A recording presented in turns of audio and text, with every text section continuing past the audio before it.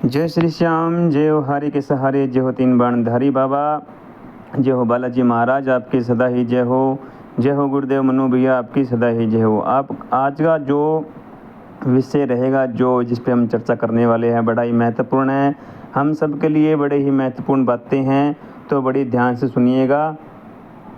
और वीडियो अच्छी लगे तो चैनल को लाइक करें, सब्सक्राइब करें, बेल आइकन के निशान पर प्रेस करें, ताकि आने वाली हर छोटी छोटी वीडियो मैं आप तक पहुंचा पाऊं। और चैनल वीडियो को पूरा देखें, आधी अधूरी वीडियो ना देखें।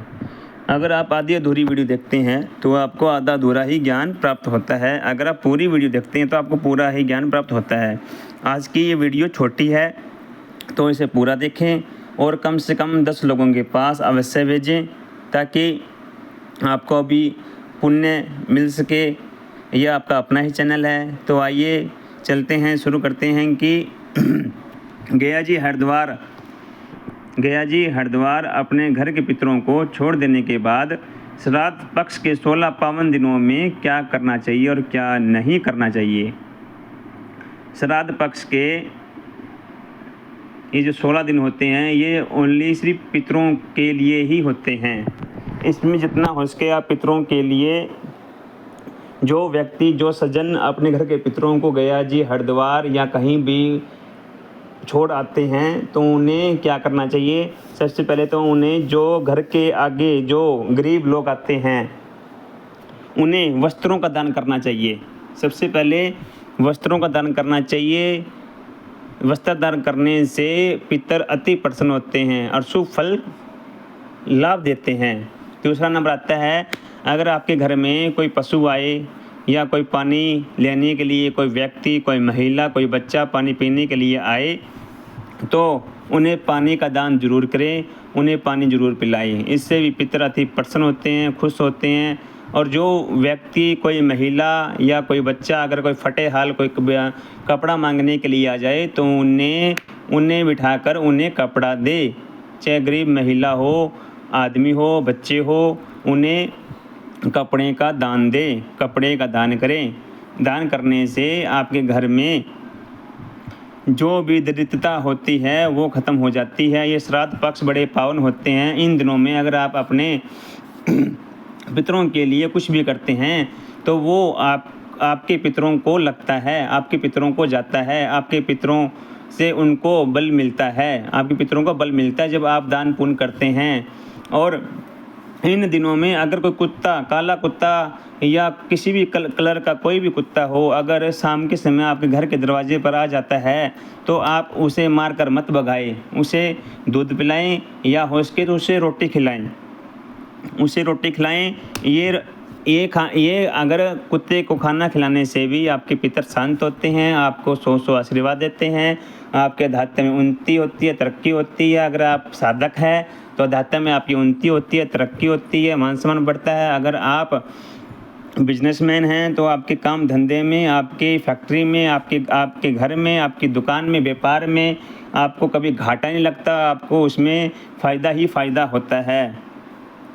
और अगर आपके दरवाजे पर गाय आ जाए तो श्राद्ध पक्ष में अगर आपके घर के मुख्य द्वार पर अगर गाय आ जाए, गाय को हरा चारा खिलाएं, उनको रोटी खिलाएं, पानी पिलाएं।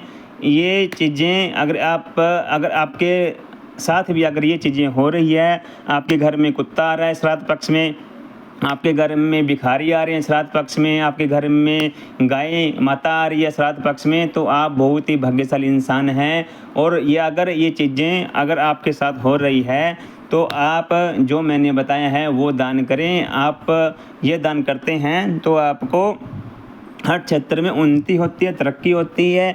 आप कोई भी कार्य करते हैं तो वो आपका कार्य फलता फूलता जाता है, बढ़ोतरी होती चली जाती है। और श्राद्ध पक्ष में किसी की निंदा मत करें, किसी की चुगली मत करें। श्राद्ध पक्ष में किसी से लड़ाई झगड़ा मत करें। हो सके तो लड़ाई झगड़े से टल जाए, लड़ाई झगड़े होने से दूर हो जाए। अगर कोई दो बात कह भी देता है तो श्राद्ध पक्ष में उसे कुछ ना कहे।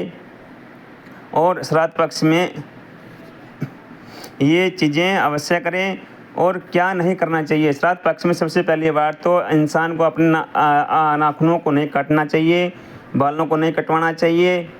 दाढ़ी नहीं बनवानी चाहिए, घर में कोई मांगलिक कार्य नहीं करना चाहिए, शादी विवाह कोई रिश्ता या कोई नए कपड़े या किसी प्रकार का कोई भी शुभ कार्य नहीं करना चाहिए। और श्राद्ध पक्ष में श्री पितरों के निमित्त ही कार्य करने चाहिए, उनका तर्पण करना चाहिए, उनके गया जी में हरिद्वार में जाकर उनके पिंड भरवाने चाहिए, गाय दान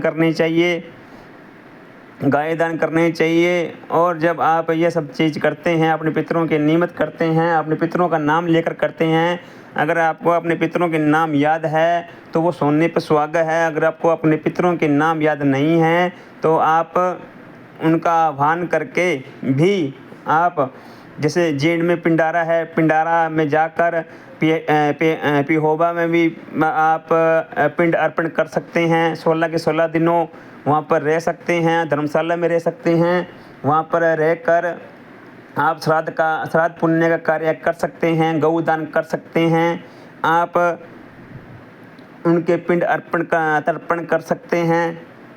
और जो भी आपके मन में जो भी है, जो पितरों के लिए होता है, पितरों को शुद्धिकरण करा सकते हैं। पितरों का शुद्धिकरण करवाना भी बहुत आवश्यक होता है। आप उनके नाम के जाप करवा सकते हैं, आप खुद उनके नाम के जाप कर सकते हैं श्राद्ध पक्ष के 16 दिनों में।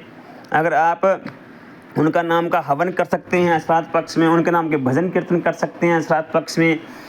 और भजन कीर्तन हवन मंत्र जाप करने से क्या होगा, श्राद्ध पक्ष में आपके पितर भी शुद्ध और साफ हो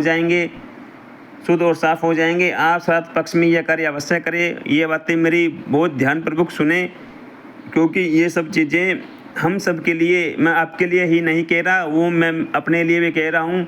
और ये वीडियो हो सके तो उन भाइयों के पास भी पहुँचाए जिनके पास समय नहीं है, जो जीवन भर की भाग दौड़ में भागते रहते हैं घर को चलाने के लिए। ये वीडियो कृपया करके उन तक पहुंचाएं ताकि उनको भी पता लगे, उनका भी लाभ हो सके, उनका भी फ़ायदा हो सके। क्योंकि ये जो 16 दिन होते हैं ये पितरों के नियमित होते हैं और पितरों के लिए ही होते हैं। इन दिनों में हमें जितना हो सके उतना भजन कीर्तन करना चाहिए, जितना हो सके हमें मंत्र जाप करना चाहिए, हवन करना चाहिए, दान करना चाहिए, पानी का दान करना चाहिए, वस्त्र का दान करना चाहिए, भोजन का दान करना चाहिए, खीर बनाकर खीर का दान करना चाहिए जितना हो सके।